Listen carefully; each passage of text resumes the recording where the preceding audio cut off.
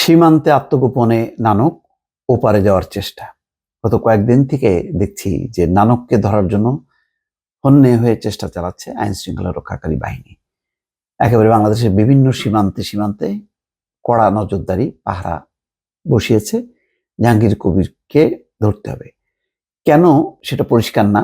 একটা হলো যে পিলখানা হত্যাকাণ্ডের ব্যাপারে নানকের একটা দায় আছে, সেই ব্যাপারে তাকে জিজ্ঞাসাবাদের একটা প্রশ্ন আছে। আরেকটা হলো যে সাম্প্রতিক সময় শেখ হাসিনার খুব ঘনিষ্ঠজন কয়েকজন, তার মধ্যে তিনি আছেন, তিনি অনেক রকম কুমন্ত্রণা দিয়েছেন এমন একটা ধারণা সরকারের বিভিন্ন মহলে আছে। সুতরাং সেই কারণে তাকে খোঁজা হচ্ছে। আরেকটা কারণ হলো যে তিনি আওয়ামী লীগের নেতা কর্মীদেরকে উজ্জীবিত হওয়া, ঐক্যবদ্ধ থাকা, হতাশ না হওয়া এবং শেখ হাসিনার নেতৃত্বে আবার সংগঠিত হবার আহ্বান জানিয়েছেন, এমন একটা বিবৃতি আসার পর টনক নড়েছে সরকারের বিভিন্ন মহলে। সেই কারণে তাকে খোঁজা হচ্ছে। এখানে কোন কোন সীমান্তে, এখানে একটি খবর সেখানে আছে যে মৌলভীবাজার সীমান্তে আত্মগোপনে আছেন আওয়ামী লীগের সভাপতি মণ্ডলীর সাবেক এমপি মন্ত্রী জাহাঙ্গীর কবির নানক। ভারতে পালিয়ে যাওয়ার উদ্দেশ্যে তিনি সেখানে অবস্থান করছেন, কিন্তু আমার ধারণা মতে আরো 15 থেকে 20 দিন আগে তিনি সম্ভবত চলে গেছেন ভারতে।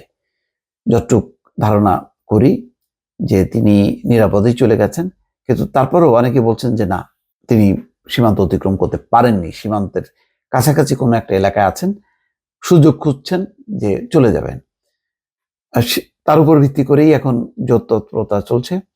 সোমবার অর্থাৎ 16 সেপ্টেম্বর এমনই গুঞ্জন ছড়িয়ে পড়েছে নানা মহলে, এমনকি তিনি সীমান্তে আটক হয়েছেন বলেও গুজব ছড়িয়েছে। তবে এ পর্যন্ত বিজিবি, পুলিশ বা দায়িত্বশীল কোনো ব্যক্তি সংস্থা তা নিশ্চিত করতে পারেননি।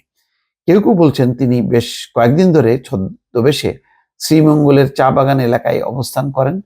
সীমান্ত অতিক্রম করতে না পেরে জুড়ি উপজেলার লাঠিটিলা ও ফুলতলা সীমান্ত অতিক্রমের চেষ্টা চালিয়ে সফল হননি।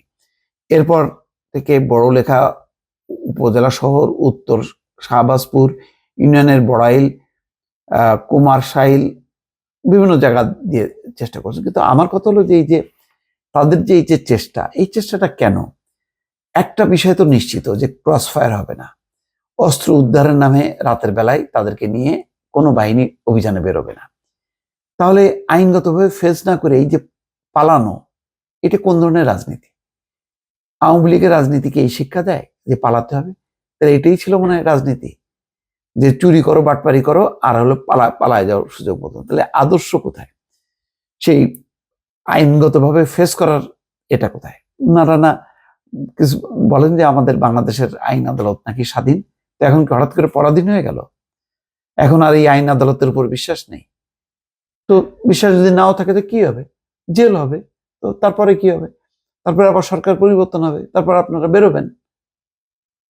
মানে ওইটুক কনফিডেন্সটা নাই। তাহলে কিসের উপর ভিত্তি করে ওনারা এত দাপট, এত গর্ব করছে কেন?